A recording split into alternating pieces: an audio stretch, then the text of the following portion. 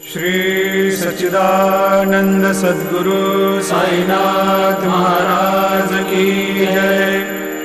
जोडोनिया कर चरणी ठेविला माथा, परिसावे विनंती माझी पंढरीनाथा। असो नसो भाव आलो तुझिया ठाया, कृपा दृष्टी पाहे मजकडे सद्गुरु राया।